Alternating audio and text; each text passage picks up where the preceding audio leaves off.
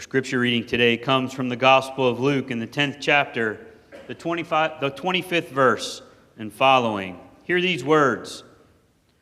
On one occasion, an expert in the law stood up to test Jesus. "Teacher," he asked, "what must I do to inherit eternal life?" "What is written in the law?" he replied. "How do you read it?" He answered, "Love the Lord your God with all your heart and with all your soul and with all your strength and with all your mind, and love your neighbor as yourself." "You have answered correctly," Jesus replied. "Do this, and you will live." But he wanted to justify himself, and so he asked Jesus, "And who is my neighbor?" In reply, Jesus said, "A man was going down from Jerusalem to Jericho when he was attacked by robbers. They stripped him of his clothes, beat him, and went away, leaving him half dead. A priest happened to be going down the same road, and when he saw the man, he passed by on the other side. So too a Levite, when he came to the place and saw him, passed by on the other side. But a Samaritan, as he traveled, came where the man was, and when he saw him, he took pity on him. He went to him and bandaged his wounds, pouring on oil and wine. Then he put the man on his own donkey, brought him to an inn, and took care of him. The next day he took out 2 denarii and gave them to the innkeeper. 'Look after him,' he said, 'and when I return, I will reimburse you for any extra expense you may have.' Which of these 3 do you think was a neighbor to the man who fell into the hands of robbers?" Jesus said. Well, the expert in the law replied, "The one who had mercy on him." Jesus told him, "Go and do likewise."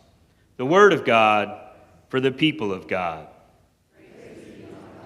I have been in school for my whole life. I continue to be in school. I've started another class tomorrow. It's important to continue to learn, but one of the things that I've learned about being in school is that professors ask a lot of questions, and they expect you to answer the questions. Even if it's hard to answer those questions, they're designed to make you think about whatever it is the topic that you're studying is all about. One of the most frustrating things that I ever had to deal with was in the Army War College. They would ask you a lot of questions, but they would ask you questions about problems that we called wicked problems. They were called wicked because there was no right answer, and yet they expected you to give an answer. There were just degrees of right. There was, this answer's better than that answer, and here's the good parts about that and the bad parts about that. They were difficult questions to answer, problems with no easy solution. Parents, we ask questions of our kids all of the time. We ask them questions to help them grow and to help them learn. We ask them questions so that they can develop the ability to solve problems on their own, that they can figure out what kind of questions they have to ask themselves as they grow older in order to be able to solve problems without us. Questions are a significant way that we learn, and Jesus asks questions of those whom he lived with and shared time with, and he asked the same questions of us. We've already talked about the questions of what do you need or what do you desire, as Jesus tries to ask us to think about that. And do you really want to be healed? Once you figure out what it is that you desire and what you need, do you really want to be healed? Or is that just a dream for you? And do you want to see others the same way I see others? Jesus asks us. Today, as Jesus talks to the scribe or the priest in this story, Jesus asks us about a compassion. And are we willing to be compassionate towards our neighbors? One of the things that I like most is that Jesus says it's not all that complicated. It's not all that complicated. He asks the priest, what do you think the law says should be done? And the priest says, love God and love others. And if you do that, you'll be okay. The Old Testament prophets teach us that. And Jesus talks to an expert in the law, and he asks these questions, and he expects answers from them. But Jesus doesn't stop there. Jesus says, "You're right. You're right." And in the end, he says, "Do this and you will live." It isn't enough. It isn't enough to just get the right answer. It isn't enough, as we've talked about before, just to know Jesus. But you have to really know Jesus. Knowing about him doesn't help us get to heaven. Knowing about him doesn't help us be in relationship with him. Knowing about him doesn't help us in those times of need and give us someone that we can lean on and trust, who always has our back and who will always be willing to take us back when we mess up. We can't just know about Jesus. We have to really know Jesus. We have to really be in relationship with Jesus. The man asked the question afterwards. After he answered Jesus' first question, "Who is my neighbor?" Who is my neighbor? His motives changed from trying to challenge Jesus to trying to figure out exactly what it is the expectations that Jesus has of him is. Can I get away with just helping some and not helping others? He's looking for excuses now, after Jesus has caused him to think about what the right answer is and to make a statement that it's his job to love God and to love other people. Well, how can I get out of that? Well, maybe I can define neighbor in a little more concise way, in a little more restrictive way. Who is my neighbor? He asks. And culturally, back in the day, when Jesus said that a Samaritan is the one who stopped, those whom he was telling the story to probably cringed. A Samaritan. A Samaritan, one of those Assyrians that married a Jew and created this group of people that don't fit in with us, that aren't just like us, who care about other people. Should I care about those? Are they my neighbors? The priest or the scribe was looking for Jesus to say, "No, you don't have to care about them." But that isn't the answer that Jesus gave. "Who is my neighbor?"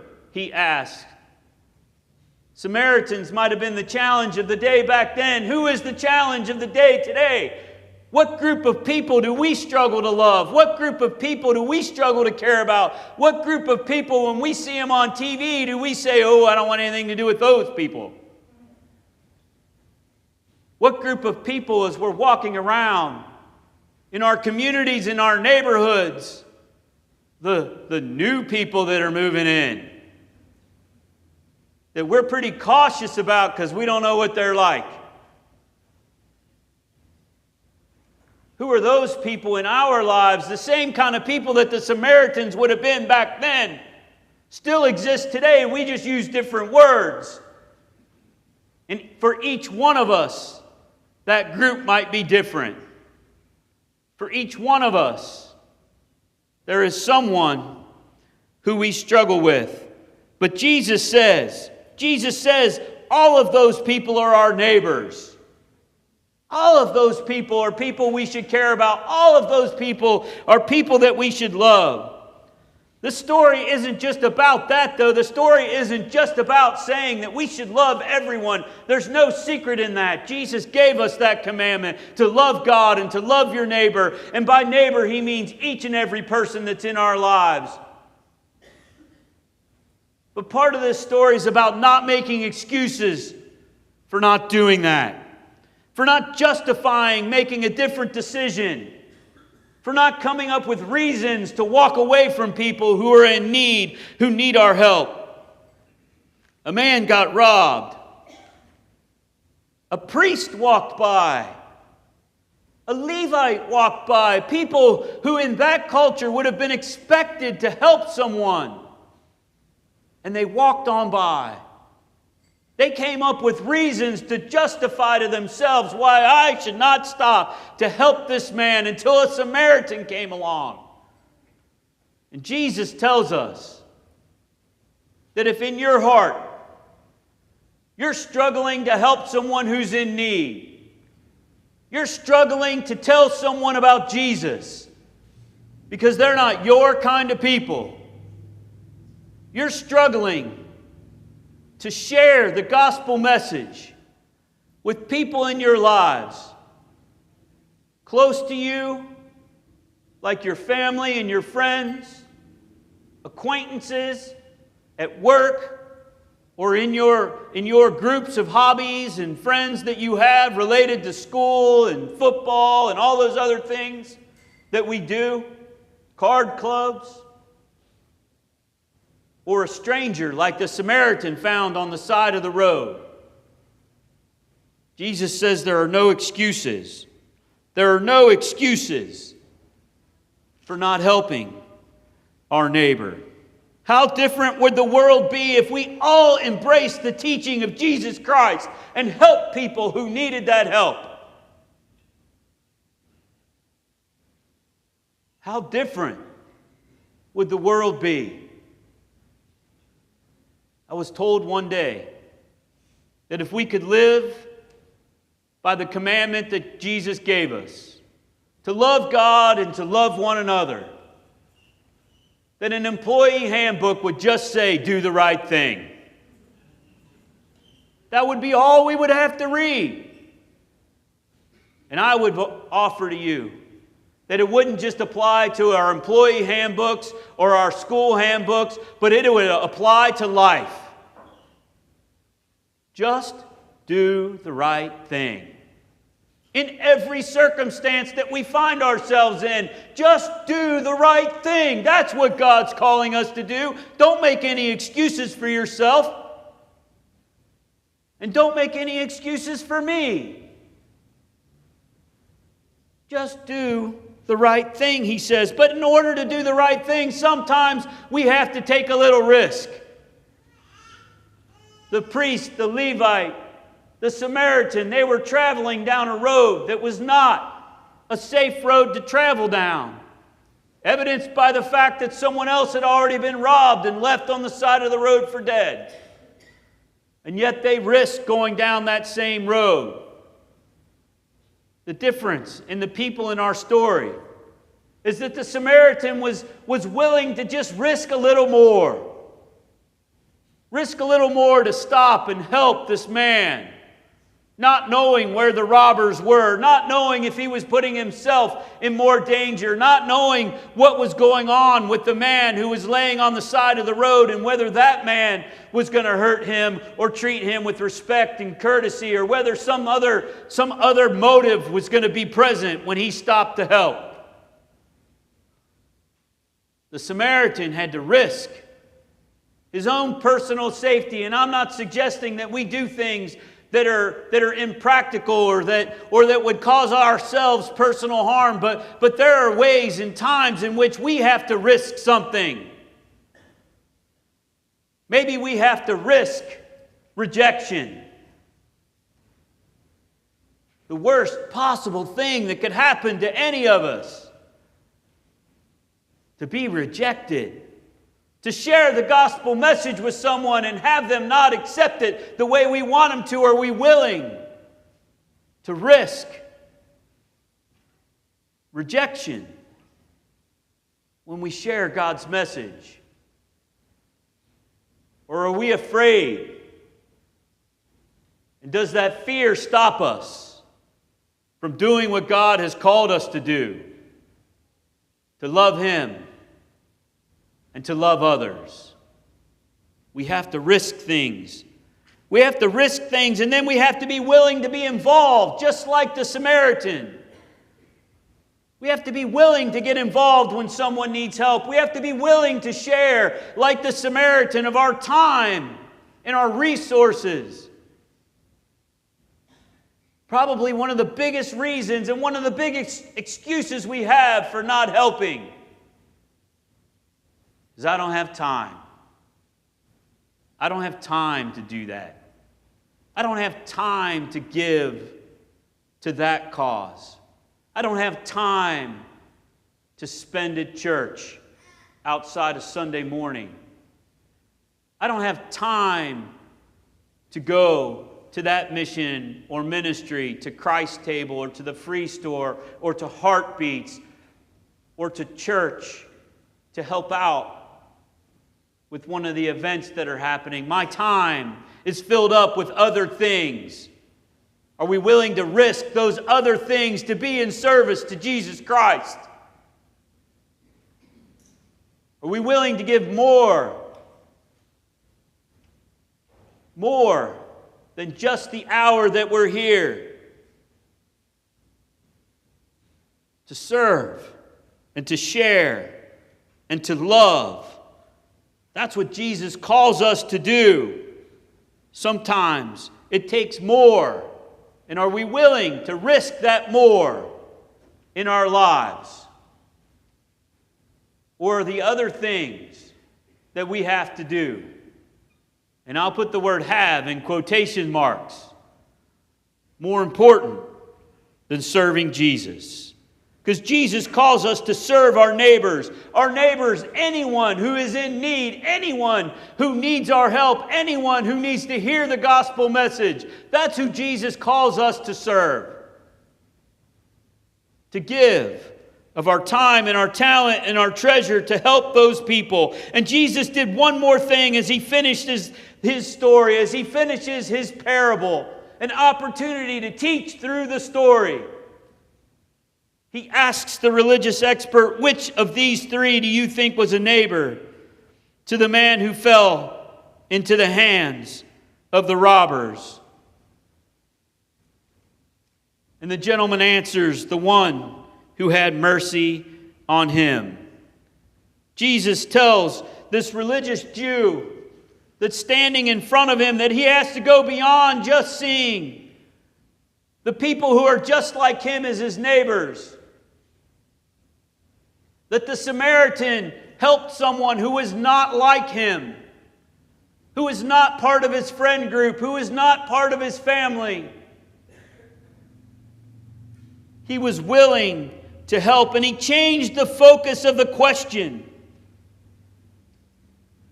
He changed the focus of the religious person who was asking that question from who is my neighbor to what kind of neighbor are you? Religious person. Are you like the priest? He asks. Are you like the Levite? He asks. Or are you like the Samaritan? Jesus calls us to love, the love that's an unnatural, supernatural love.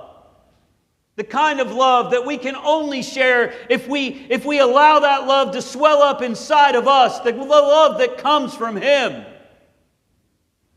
And then allow it to pour out of us onto other people, onto our families, onto our friends, onto our co-workers, onto strangers, people who are not just like us, onto our neighbors. Loving people is the primary way that we love God here on earth, by sharing God's love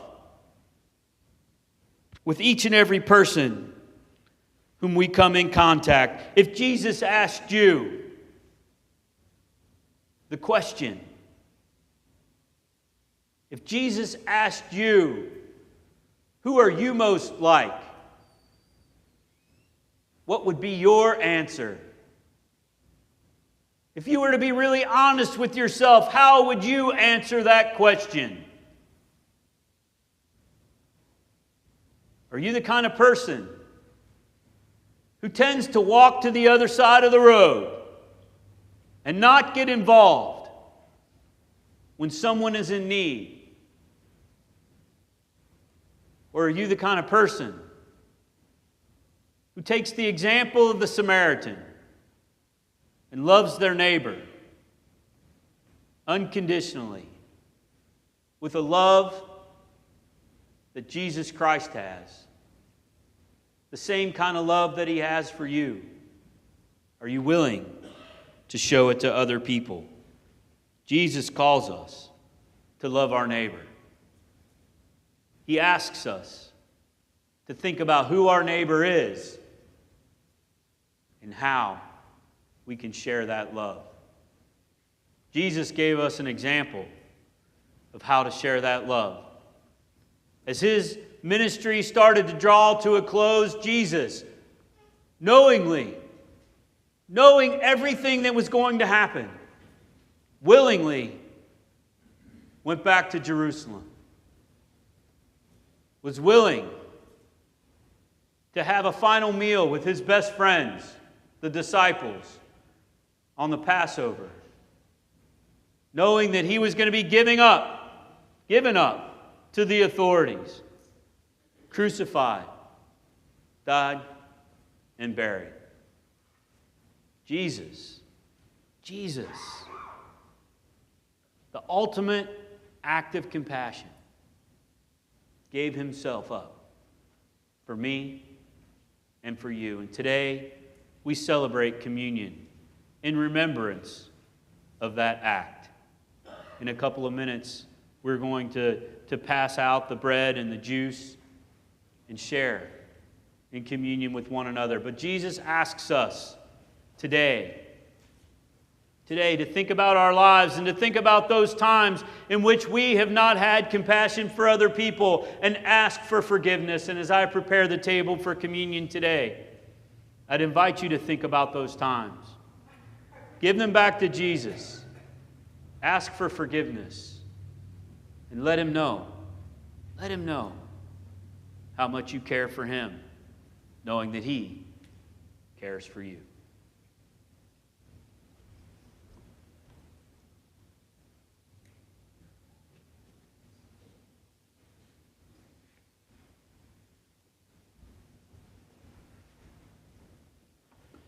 I invite you to turn